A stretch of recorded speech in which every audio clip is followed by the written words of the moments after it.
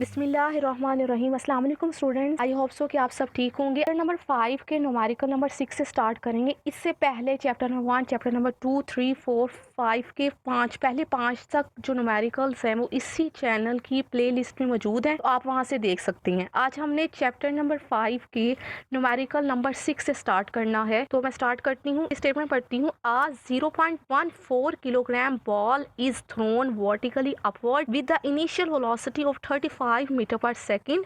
Find the maximum height reached by the ball. हमें कहा गया है कि ना हमारे पास एक बॉल है, उसका मैस गिवन है, उस बॉल को हमने अपवर्ड जो है वो फेंका है।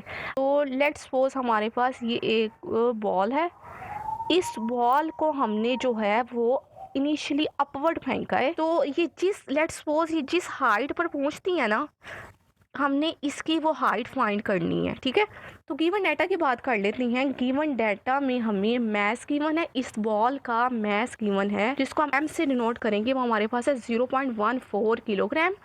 और हमारे पास इनिशियल वेलोसिटी जिसको हम वी आई से डिनोट करती हैं, उसकी वैल्यू हमारे पास गिवन है 35 मीटर पर सेकेंड।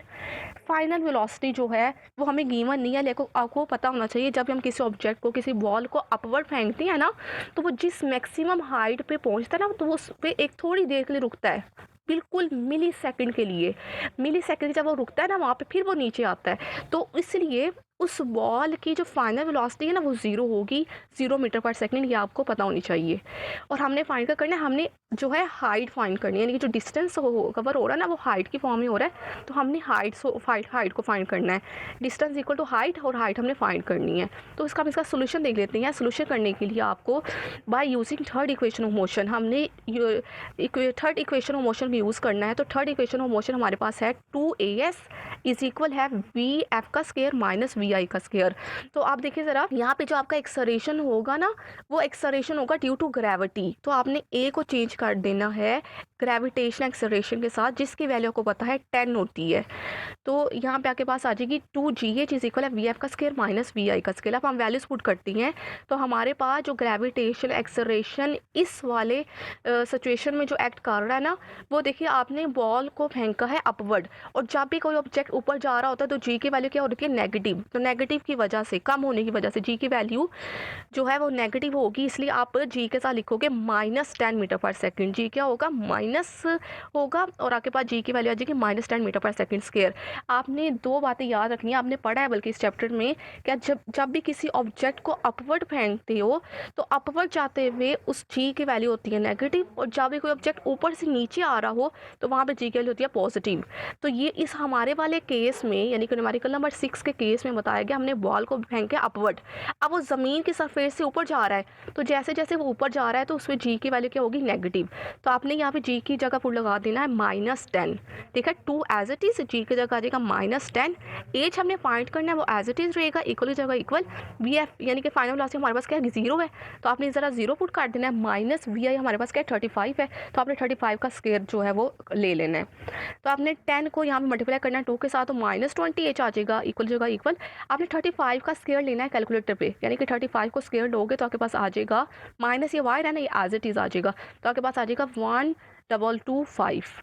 अब आपके पास जो हमने हाइट फाइंड करनी है, तो हाइट को सेपरेट करना है। ये -20 जो है यहाँ पे मल्टीप्लाई हो रहा है, क्योंकि साइड पे जगत क्या हो जाएगा, डिवाइड हो जाएगा।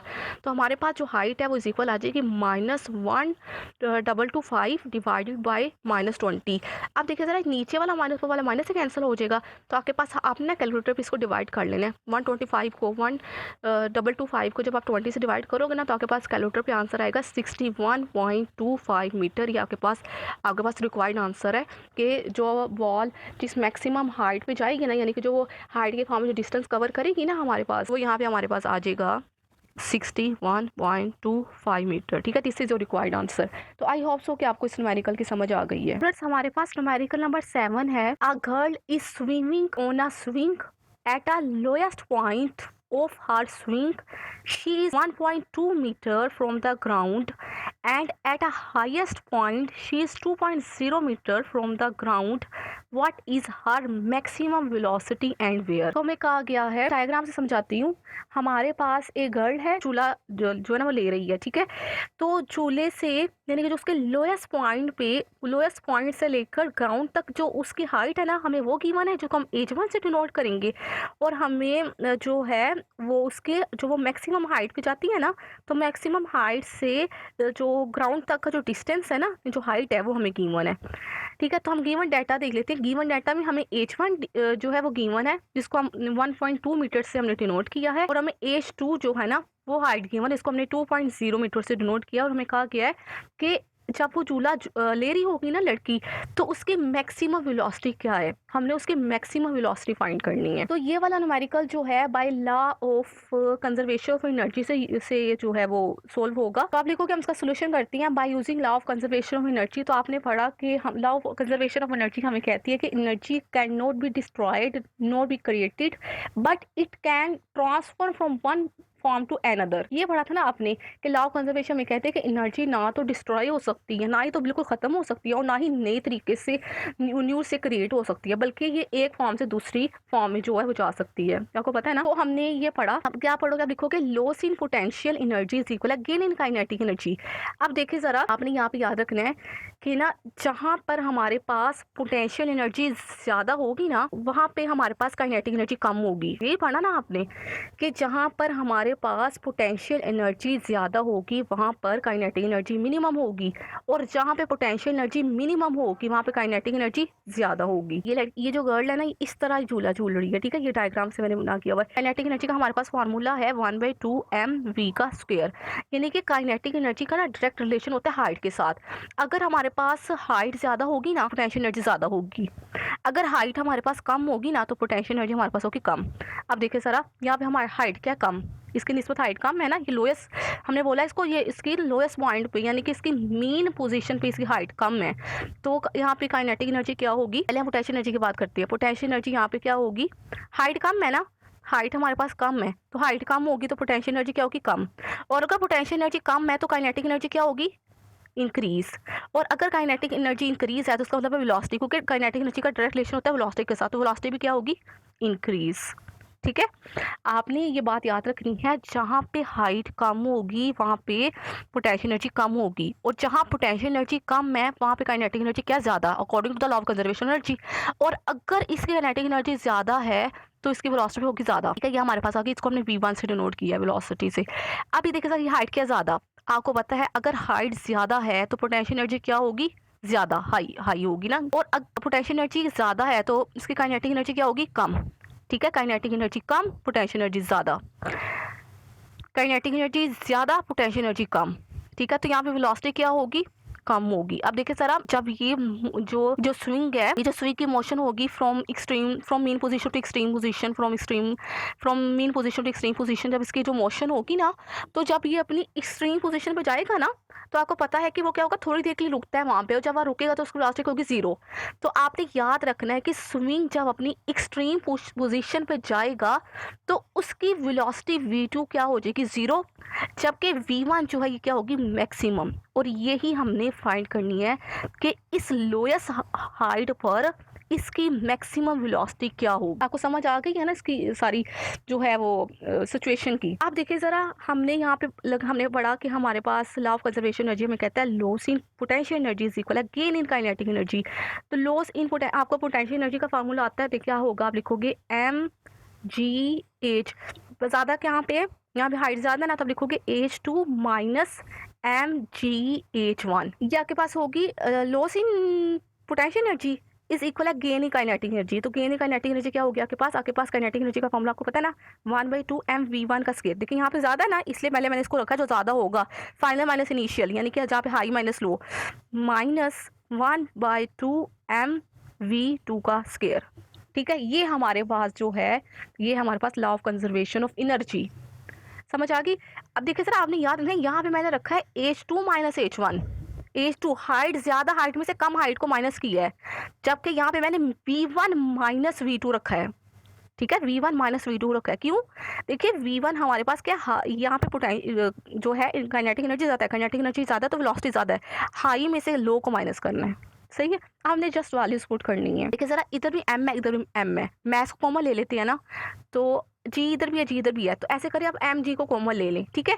एम जी को जब आपने कॉमन ले लिया तो अंदर का रह गया h2 माइनस h1, इक्वल की जगह पे इक्वल आ गया।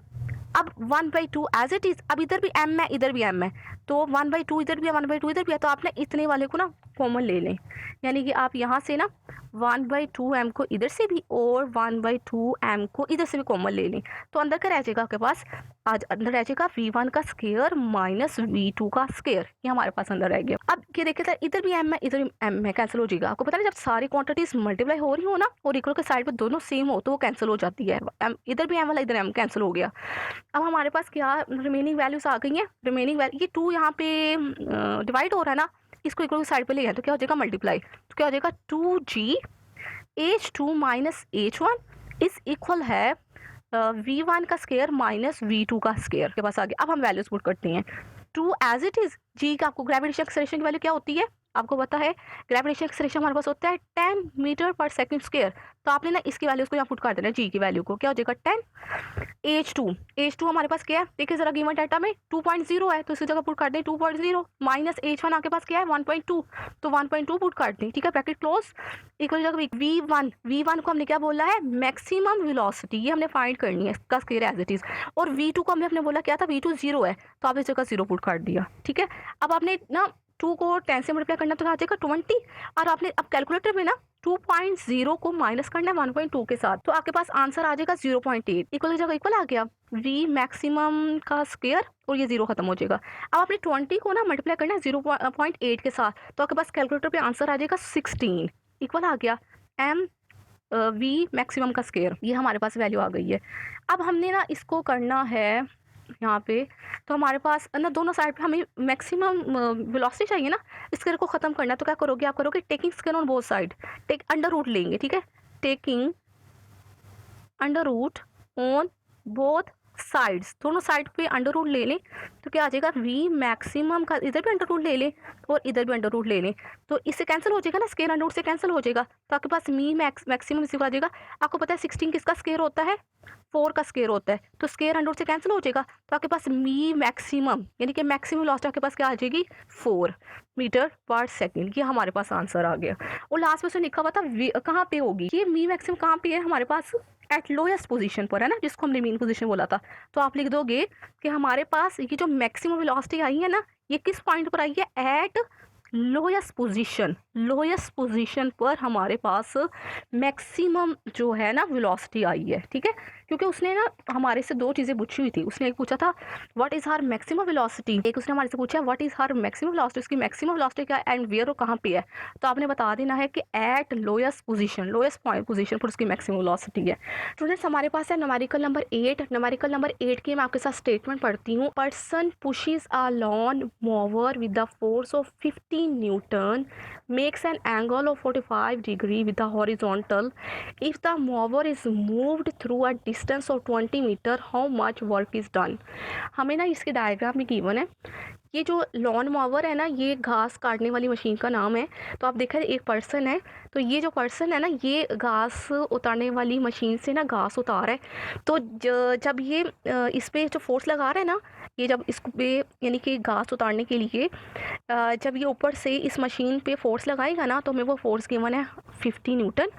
अब ये जो मशीन है हॉरिजॉन्टली ये जो ज़मीन की सरफेस पर जो एंगल बना रही है ना वो हमारे पास गिवन है 45 डिग्री, और ये जो जब ये मूव खा रहा है ना जो इतने से डिस्टेंस कवर किया है इस मशीन ने वो हमारे पास है 20 न्यूटन, तो हमने बताना है कि इसने ना कितना वर्क किया है पर्सन ने, हमने ये फाइंड करना है।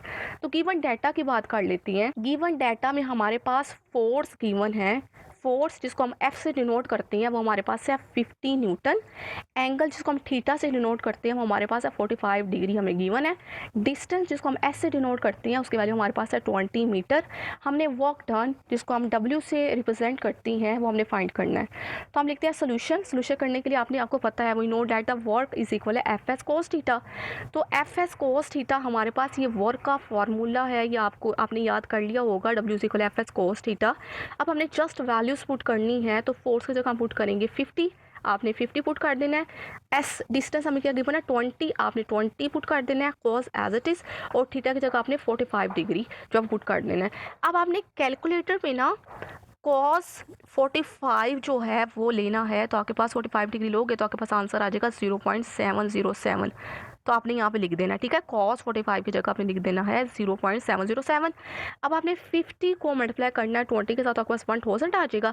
अब आपने अगेन कैलकुलेटर पे 1000 को मल्टीप्लाई करना है 0.707 के साथ, आप ब्रैकेट मस्त लगाइएगा कैलकुलेटर के ऊपर, तो आपके पास जो आंसर है वो आ जाएगा W इज इक्वल 707 जूल, मतलब 707 जूल आपके पास जो है वो वर्क आएगा।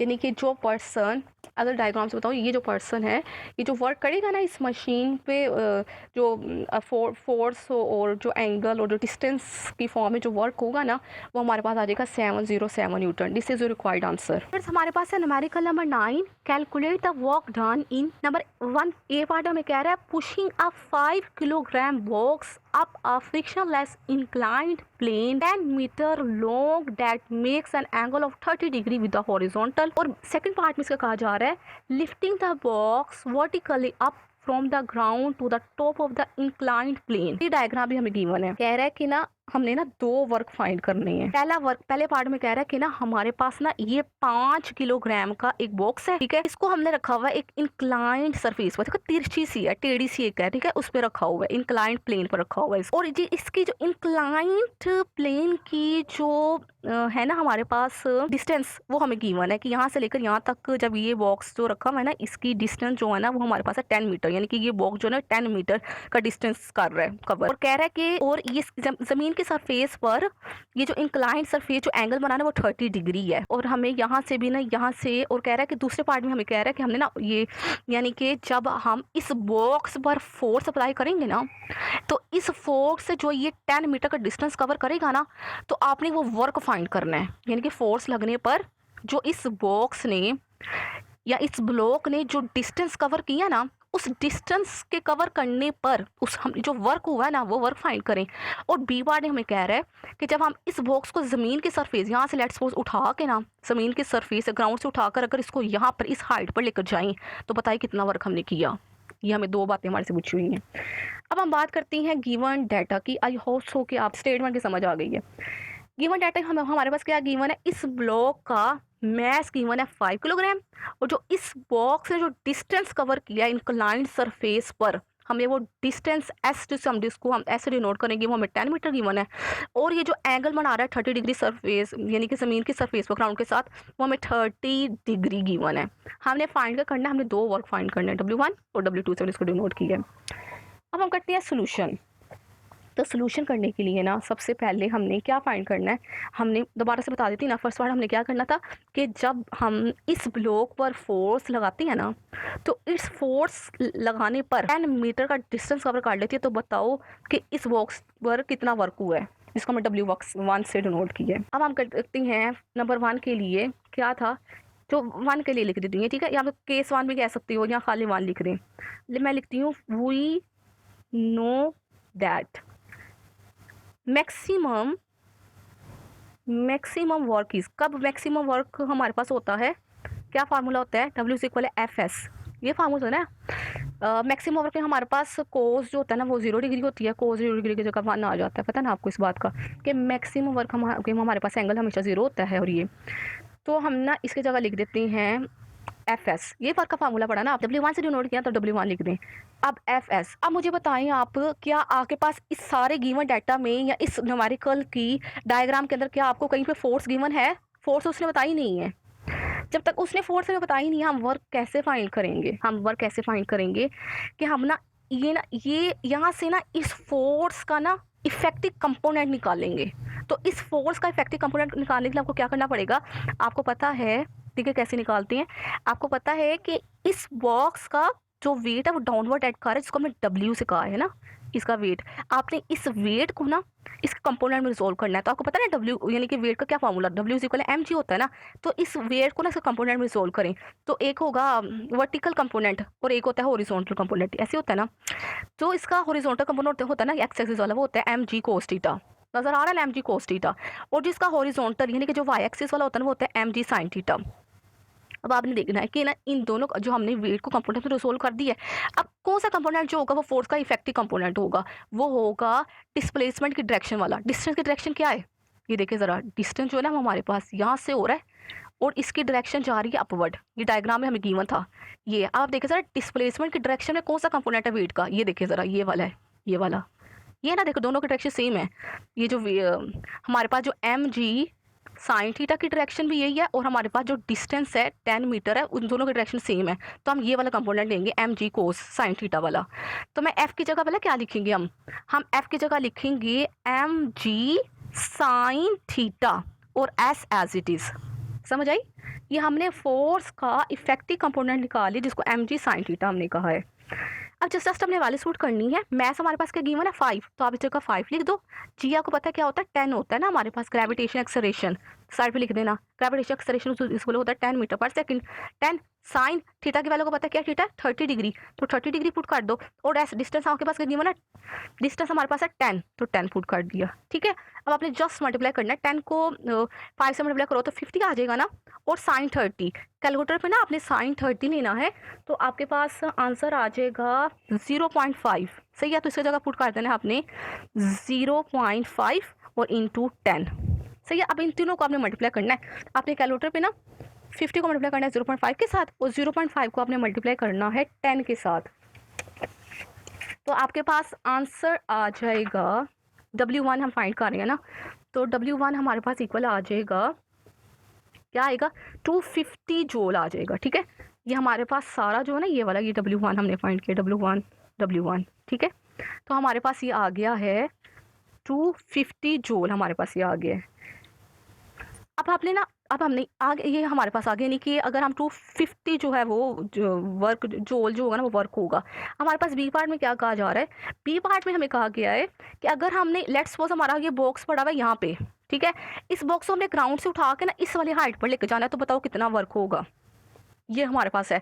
आप बताएं सर, यहाँ पे ना ये अगर हाइट हमें गिवन होती ना तो हमारे लिए न्यूमेरिकल बहुत आसान हो जाना था। आपको पता ना, जब भी हम किसी भी ऑब्जेक्ट को, किसी भी ब्लॉक को, किसी भी बॉक्स को, किसी भी ऑब्जेक्ट को उठाकर ज़मीन के सफ़े से उठाकर एक सर्टन हाइट तक लेके जाते हैं ना, तो हम जो हमने वर्क किया था वो किस में हो रहा होता है अपीयर, पोटेंशियल एनर्जी में, यानी कि हमारा जो वर्क है ना वो as a potential energy appear हो रहा होता है। तो हमारे पास अगर ये एज हमें पता लग जाए ना तो हमारा न्यूमेरिकल बहुत आसान हो जाए, लेकिन एज हमें गिवन नहीं है, तो सबसे पहले हम एज फाइंड करेंगे। तो अब हम एज कैसे फाइंड करेंगे, आप लिखोगे बाय यूजिंग ट्रिग्नोमेट्रिक रेशो। हम ट्रिग्नोमेट्रिक रेशोज को यूज़ करेंगे। वो क्या होती है, मैं बताती हूँ। Trigonometric ratios of right angle triangle. Right angle triangle से ना हम क्या फाइंड करेंगे, एज फाइंड करेंगे। जो हमारे पास ये हाइट गिवन नहीं है इसको फाइंड करेंगे सबसे पहले, फिर हम वर्क फाइंड कर लेंगे, हमारे पास हाइट पता लग जाएगी पोटेंशियल एनर्जी को फार्मूला को यूज़ करके। ट्रायंगल बन रही है ना आपके पास, ठीक है, ये क्या है, बेस। ठीक है, यहाँ पे ये 90 डिग्री का एंगल है, ये बेस है। ठीक है, आपको पता है एंगल के सामने वाला क्या होता है, मैं चेंज कर लेती हूँ। ये हमारे पास यानी कि जहाँ पे एंगल बन रहा है ना, ये होती है बेस, आपने पढ़ा। और एंगल के सामने वाले को क्या कहते हैं, हाइपोटेनस। ठीक है, हाइपोटेनस। और जिसके साथ एंगल बन रहा होता है उसको क्या कहते हैं, परपेंडिकुलर। ये देखिए हमारे पास है परपेंडिकुलर। तो हमने इससे फाइंड करना है, आपको पता है यहाँ पे साइन थीटा जो है किसके बराबर होता है, आपको पढ़ा, साइन थीटा हमारे पास होता है परपेंडिकुलर बाय हाइपोटेनस। ये ना आपने याद किया, आप मैथ में पढ़ोगे तो देख ले जरा, ये हमारे पास होता है sine theta is perpendicular by hypotenuse. Perpendicular हमारे पास किसके बराबर है, हाइट के बराबर है, तो मैं परपेंडिकुलर की जगह पे लिख देती हूँ हाइट। ठीक है, और हमारे पास नीचे क्या, हाइपोटेनस हमारे पास किसके बराबर था, ये क्या था हमारे पास, ये एस के बराबर। एस क्या था, डिस्टेंस, यानी कि एस के बराबर। ठीक है, ये हमारे पास आ गया। हमने यहाँ से हाइट फाइंड करनी है ना, हाइट, तो हाइट रहेगी हमारे, यानी कि हमारे पास ये आया साइन थीटा इज इक्वल आया हमारे पास एच बाय एस के बराबर आया। हाइट फाइंड करनी है ना, हाइट अपनी जगह भी रहेगी, तो हो जाएगा साइन थीटा इंटू एस। ठीक है, अब हम ना ये हमारे पास आ गया। अब हम ना इसको वैल्यू पुट कर देते हैं। एस हमारे पास क्या था, गिवन डाटा में एस हमारे पास डिस्टेंस गिवन है 10, तो हमने एस की जगह पुट कर देते हैं 10, और साइन और एंगल हमारे पास क्या बन रहा है यहाँ पे, 30 डिग्री एंगल बन रहा है, 30 डिग्री। तो आप यहाँ पे ना थीटा की जगह लिख दोगे 30 डिग्री। ठीक है, तो आपके पास है, आपने ना साइन 30 लेना है। जब आप साइन 30 लोगे ना तो आपके पास आंसर आ जाएगा 0.5 इंटू 10। 10 को आपने मल्टीप्लाई कर देना sin 30 के साथ, तो आपके पास ये आ जाएगा। 10 को जब आप मल्टीप्लाई करोगे ना 0.5 के साथ, तो आपके पास आंसर आएगा 5 मीटर। ठीक है, हमारे पास हाइट आ गई 5 मीटर। आपने W2 फाइंड करना है ना, तो W2 फाइंड करने के लिए आप क्या लिखोगे, mgh। हमारे पास जो W2 है ना, वो असल में वर्क हमारे पास हो रहा है, अपीयर हो रहा है पोटेंशियल एनर्जी में। तो आप इसका पुट कर दो कि पोटेंशियल एनर्जी का फार्मूला, जस्ट वैल्यूज पुट करें। मैथ्स आपके ऊपर क्या गिवन है 5, आपने इसकी जगह पे लिख देना है 5। ग्रेविटेशनल एक्सेलरेशन का हमारे पास क्या होता है, जी की वैल्यू क्या होती है 10, और हाइट अभी हमने फाइंड की वो क्या है 5। तो आपने ना 5 से 25 10 से क्या होता है हमारे पास 250। तो हमारे पास यानी कि जो W2 आया ना, वो भी हमारे पास आया है 250 जूल, और W1 में क्या आया था 250 जूल। यानी कि हमारे पास जब हम दोनों वर्क, यानी कि जब हम इस ब्लॉक पर, ये जो इंक्लाइंड सरफेस पर रखा हुआ है, इसमें जो वर्क करेंगे वो भी 250 जूल आएगा। और अगर हम इस ब्लॉक को यहाँ से उठा के एक सर्टन हाइट हो उसी हाइट तक लेके जाएंगे ना, तब भी हमारे पास 250 जूल ही आएगा। क्यों? क्योंकि हाइट दोनों की सेम है, इस वजह से। ठीक है, आई होप सो कि आपको इस सारे न्यूमेरिकल की समझ आ गई है। अब आपने मुझे बताना है कि आप जो है पंजाब रीजन के अंदर किस डिस्ट्रिक्ट से, यानी कि किस रीजन से देख रही हैं मुझे, और आपके स्कूल का नाम क्या है। ठीक है, थैंक यू सो मच। अब हमारे पास है न्यूमेरिकल नंबर 10। न्यूमेरिकल नंबर 10 में हमें कहा गया है कि अ force of mass 10 kilogram is pushed up along a ramp 15 meter long with the force of 80 Newton. If the box rises up a height of 5 meter, what is the efficiency of the system? Given data की बात कर लेती हैं। Given data में हमें जो चीज़ें given हैं वो हमारे पास है मैस हमें गिवन है, जिसको हम m से डिनोट करेंगे, वो हमारे पास है 10 किलोग्राम। डिस्टेंस हमें गिवन है, जिसको हम s से डिनोट करेंगे, वो हमारे पास है 15 मीटर। फोर्स हमें गिवन है, जिसको हम f से डिनोट करेंगे, वो हमारे पास है 80 न्यूटन। और हाइट जो है, जिसको हम s से डिनोट करते हैं, वो भी हमें गिवन है 5 मीटर। हमने फाइंड क्या करना है, हमने फाइंड करना है एफिशिएंसी। तो सोल्यूशन करती हैं, we know that the efficiency of the system, हमें पता है, आपने एफिशिएंसी का फॉर्मूला पढ़ा, percentage of efficiency is equal है useful output energy divided by given input energy multiply 100%। तो अब हम यहाँ लिख देते हैं, देखिए हमारे पास जो आउटपुट एनर्जी है ना, वो हमारे पास हो रही है पोटेंशियल एनर्जी की फॉर्म में। हमारे पास इस न्यूमेरिकल नंबर 10 की स्टेटमेंट में आपने याद रखना है कि जो हमें आउटपुट जो एनर्जी मिल रही है ना, वो हमें मिल रही है पोटेंशियल एनर्जी के फॉर्म में। जो पोटेंशियल एनर्जी हमारे पास होता है mgh, और इनपुट एनर्जी जो है वो जो हमको उसको दे रही हैं, वो हमारे पास वर्क की फॉर्म में। और आपको पता है वर्क का फॉर्मूला हमारे पास क्या होता है, वर्क इज इक्वल होता है हमारे पास fs। ठीक है, तो आपने ना यहाँ पे पुट कर देना है मल्टीप्लाई 100% एज इट इज़। अब हम ना सिर्फ जस्ट वैल्यूज पुट करती हैं। हमारे पास मैथ जो है वो गिवन है, मैथ हमारे पास क्या गिवन है 10, हमने इसकी जगह 10 पुट कर देना है। ग्रेविटेशनल एक्सेलरेशन जी की वैल्यू क्या होती है 10 पुट कर देना है। हाइट हमारे पास क्या गिवन है 5, हमने 5 पुट कर देना है, डिवाइडेड बाय फोर्स हमारे पास क्या गिवन है, फोर्स हमारे पास गिवन है 80, तो आपने इसी जगह 80 पुट कर देना है। डिस्टेंस हमारे पास क्या गिवन है 15, तो आपने 15 पुट कर देना है। यानी कि सारा गिवन डाटा आपके पास, सारी वैल्यूज मौजूद है, आपने सिर्फ पुट करनी है मल्टीप्लाई 100%। आपने कैलकुलेटर पे 10 को 10 से मल्टीप्लाई करना है तो आपके पास 100 आ जाएगा, 100 को आपने 5 से मल्टीप्लाई करना है तो 500 आ जाएगा, डिवाइड बाय 80 को आपने 15 से मल्टीप्लाई करना है तो आपके पास 1200 आ जाएगा, मल्टीप्लाई 100%। अब आपने ना सबसे पहले 1500 को डिवाइड करना है 200 के साथ, आपके पास जो आंसर आएगा ना उसको आपने मल्टीप्लाई कर देना है 100% के साथ। ये ना परसेंटेज एज इट इज आएगी। ठीक है, आपने उसको मल्टीप्लाई कर देना 100 के साथ, तो आपके पास आ जाएगा 41.66। तो आपके पास एफिशिएंसी परसेंटेज ऑफ एफिशिएंसी जो आपके पास इक्वल आ जाएगी 41 ये 6 है ना, तो आपने देखना है सेकंड डिजिट जो है वो 6 है, यानी कि 5 से बड़ी वैल्यू है ना, तो आपने पीछे वाले को आपने एक नंबर इंक्रीज कर देना होता है, यानी कि राउंड ऑफ कर देना होता है, तो आपके पास 6 आ जाएगा 7। तो हमारे पास जो आंसर आ जाएगा एफिशिएंसी का, efficiency of the system is equal आई है 41.7%। This is your required answer. Students हमारे पास है न्यूमेरिकल नंबर 11। तो न्यूमेरिकल 11 की मैं स्टेटमेंट आपके साथ पढ़ती हूँ। A force of 600 newton acts on a box to push it 5 metre in 15 second, calculate the power. Given data की बात करते हैं, ये बहुत आसान न्यूमेरिकल है। हमारे पास फोर्स हमें गिवन है, तो आपको पता है कि फोर्स को हम किससे डिनोट करती हैं, एफ से। तो हमें गिवन है 1600 न्यूटन डिस्टेंस हमें गिवन है जिसको हम ऐसे डिनोट करते हैं, वो हमारे पास है 5 मीटर, और टाइम हमें गिवन है जिसको हम टी से रिप्रेजेंट करते हैं, वो हमारे पास है 15 सेकंड। हमने पावर फाइंड करनी है, पावर को पी से डिनोट करते हैं, वी नो दैट द, आपको पता है जो पावर होता है, अगर हम पावर की डेफिनेशन पढ़े तो हमारे पास पावर होती है, power is a rate of doing work, यानी कि W डिवाइड बाई टी। तो हमारे पास जो वर्क है, आपको पता है कि जो वर्क होता है उसका फॉर्मूला क्या होता है, हमारे पास W इज इक्वल है FS, तो आपने जस्ट वैल्यूज पुट करनी है, FS divide by T. Force हमें गिवन थी 1600, तो आपने यहाँ पुट कर देना है 1600 मल्टीप्लाइज, आपके पास डिस्टेंस गिवन है 5, आपने 5 पुट कर देना है, डिस्टेंस की जगह पे टाइम हमें गिवन है 15, आपने इसकी जगह 15 पुट कर देना है। अब आपने 600 को 5 से मल्टीप्लाई करना है, जो आंसर आएगा उसको आपने 15 से डिवाइड कर देना है, तो आपके पास आंसर आ जाएगा पावर 200, और पावर का यूनिट हमारे पास होता है वॉट। तो हमारे पास जो पावर आ गई वो आ गई 200 what, this is your required answer. आगे हमारे पास है numerical number 12, a 40 kilogram boy runs up stair 10 meter height in 8 second, what power he developed। कह रहे एक लड़का है, तो वो जो सीढ़ियाँ चढ़ रहा है ऊपर की तरफ ना, ऊपर की तरफ सीढ़ियाँ चढ़ते हुए जा रहा है, तब ये कि जो उसने स्टेयर्स चढ़ा है ना, उनकी स्टेयर्स की हाइट जो हमें गिवन है 10 मीटर, और वो ऊपर चढ़ते हुए जो टाइम लगाता है वो 8 मीटर है, और हमने पावर फाइंड करनी है। तो हम इस गिवन डाटा की बात कर लेते हैं। गिवन डाटा हमारे पास मैस गिवन है जिसको हम एम से डिनोट करते हैं, वो हमारे पास है 40 किलोग्राम।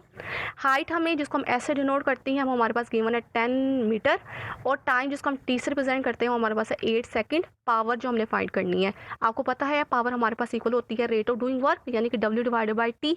और आपको पता है कि जो ये एक बॉय है ना, वो स्टेयर चढ़ रहा है, मतलब सीढ़ियाँ चढ़ते हुए ऊपर जा रहा है। लेट्स सपोज ये सीढ़ियाँ चढ़ते हुए ऊपर जा रहा है ना, तो वो जो हाइट कर रहा है ना, यानी कि सीढ़ियाँ चढ़ते हुए जो उसने हाइट की फॉर्म में जो डिस्टेंस कवर किया है वो हमारे पास है 10 मीटर, और जितना वो टाइम लगा रहा है ना ये चढ़ते हुए, वो हमारे पास है 8 सेकंड में वो 10 मीटर की हाइट यानी कि सीढ़ियाँ चढ़ जाता है, और उसका मैस गिवन है। तो आपको पता है कि ऊपर जा रहा है ना, तो ऊपर पाते जाते हुए ये जो वर्क कर रहा है ना, वो in the form of potential energy है, यानी कि इस न्यूमेरिकल में जो वर्क वो कर रहा है बॉय, वो कर रहा है in the form of potential energy. तो आपके पास वर्क जब आप लिखोगे potential energy divided by time, तो पोटेंशियल एनर्जी का आपको फॉर्मूला पता है mgh होता है डिवाइडेड बाय टाइम। तो आपने जस्ट वैल्यूज पुट करनी है, पोटेंशियल एनर्जी इज इक्वल है mgh, m हमारे पास मैथ, और हमारे पास जी की वैल्यू को पता है 10 होती है, और हमारे पास एज जो हमें 10 गिवन है डिवाइड बाई 8। अब अपने 40 को मल्टीप्लाई करना है 10 के साथ, अगेन 10 के साथ, तो आपके पास आ जाएगा 4000। जब 4000 को 8 से डिवाइड करोगे आपके पास आ जाएगा 1500 what. This is your required answer. I hope so कि आपको ये समझ आ गई, बहुत सिंपल है, ये मोस्ट इंपॉर्टेंट न्यूमेरिकल बी है। आगे स्टूडेंट्स, ये हमारे पास इस चैप्टर नंबर 5 का लास्ट न्यूमेरिकल है, न्यूमेरिकल नंबर 13। हमें कहा गया है a force acts through a distance L on the body. The force is then increased to that further acts through 2L. Sketch a force displacement graph and calculate the work done। अगर मैं आपको समझाती हूँ कि हमारे पास ना, यानी कि हमारे पास फोर्स डिस्प्लेसमेंट ग्राफ के अंदर जो एरिया अंडर द कर्व आता है वो हमारे पास होता है वर्क डन। तो हम आपने यहाँ पे ना, ये अगर मैं इसको स्केच करूँ, हमें बताया गया है कि हमारे पास ना जब फोर्स F होगी ना, तो उस बॉडी ने L डिस्टेंस कवर किया, यानी कि आपने ना यहाँ पे ड्रा करना है फोर्स डिस्प्लेसमेंट ग्राफ। तो फोर्स डिस्प्लेसमेंट ग्राफ के लिए हमने जो है वो स्केच करना है 0, जब L होगा तो वो F डिस्टेंस कवर करेगी, उसके बाद 2L, यानी कि आपने ना इसके पैचेस बना लेने हैं 0, L, 2L, 3L, 4L, 5L। इस तरह आपने फोर्स भी 0, फिर फोर्स F1, फिर 2F, फिर 3F, फिर 4F, फिर 5S। इस तरह आपने ना इसको स्केच, इसके पैचेस बना लेने, यानी कि इसको हिस्सों में डिवाइड कर देना। अब हमने देखे ज़रा, हमें कहा गया था कि फर्स्ट लाइन में हमें क्या कहा गया है, फर्स्ट लाइन में हमें कहा गया है a force F acts through a distance L on a body, यानी कि जब फोर्स F होगा ना तो वो जो बॉडी है वो L डिस्टेंस कवर करेगी, यानी कि जब यहाँ पे फोर्स F होगी तो कितना बॉडी डिस्टेंस करेगी L, यानी कि आपने यहाँ पे एक लाइन ड्रा कर देनी है, ठीक है, यहाँ पे इतनी लाइन ड्रा कर देनी है, यानी कि जब फोर्स F होगी ना तो हमारे पास जो बॉडी होगी ना वो L डिस्टेंस करेगी इतना। आगे वो कह रहा है the force is then increase to 2L। अब वो फोर्स जो है ना आपने इंक्रीज कर दिया 2L, तो 2L जो है वो ये है ना, तो आपने देख लेना कि 2L ये आ गया। तो आप कह रहे हैं डेट फर्दर, ये जो फर्दर है ना इस पर आपने नोट डाउन करना है, इस पर आपने फोकस करना है। फर्दर का मतलब होता है मजीद, मजीद वो कितना डिस्टेंस कवर करेगी 2L। तो देखिए ज़रा, L जो है वो उसने डिस्टेंस कवर कर लिया, इतना डिस्टेंस उसने कवर कर लिया, तो अब आपने L से डिनोट, L से आगे उसको ना मेजर करना शुरू करना है। L से लेकर 2L तक ये 1L होगा, और 2L से लेकर 3L तक ये दूसरा L होगा। मीन्स ये कि आपने 0 से स्टार्ट नहीं करना। ये जो फर्दर का लफ्ज़ आया ना, कह रहा है कि जब वो 2L टू एफ फोर्स लगाओगे ना बॉडी पे, तो वो आगे फर्दर 2L डिस्टेंस कवर करेगी, यानी कि L से लेकर 2L तक 1L और 2L से लेकर 3L तक 2L वो डिस्टेंस कवर करेगी। तो हमारे पास 2L यहाँ पता कि 3L पर 2L होगा, तो ये तो आपने यहाँ से लेकर ना, यानी कि ये हमारे पास 2F यहाँ पे आ रहा है यहाँ पे, ठीक है। तो आपने एक डॉट यहाँ पे लगा के, एक डॉट यहाँ पे लगा के, तो आपने इसको ना लगा देनी है, यानी कि आपके पास दो ट्राइंगल बन रही है। एक हमारे पास जो ट्राइंगल है ना, ये मिनी ट्राइंगल R1 बन रही है, और दूसरी जो है यहाँ से स्टार्ट हो रही है, यहाँ से लेकर यहाँ तक, तो ये हमारे पास दूसरी R2, जिसको हम बिग भी कह सकते हैं या लार्जर ट्राइंगल भी कह सकते हैं, ये दो ट्राइंगल बन रही हैं। तो हमने फाइंड क्या करना है, हमने फाइंड करना है टोटल वर्क फाइंड करना है। उसने बोला कि टोटल वर्क फाइंड करें, तो आपको पता, आपने लिखना है we know that the area of the rectangle gives a total work by the force displacement graph. Force displacement graph जो है, उस जो एरिया ऑफ द ट्राइंगल होता है वो हमें वर्क डन बताता है। तो हमारे पास ये दो ट्राइंगल जो आ गए हैं ना, ये दो ट्राइंगल ही असल में हमें वर्क डन बताएंगी। तो हम आप लिखोगे so the total work done is, total work done आपके पास होगा वर्क ऑफ द ट्राइंगल 1, इस ट्राइंगल 1 का जो वर्क है वो, और आपने प्लस कर देना है इस ट्राइंगल 2 का जो वर्क है। जब दोनों को प्लस कर दो तो आपके पास टोटल वर्क आ जाएगा। अब देखिए ज़रा, आपके पास जो वर्क हुआ है ट्राइंगल 1 का, वो क्या हुआ है, एफ एल कैसे आया, देखिए ज़रा।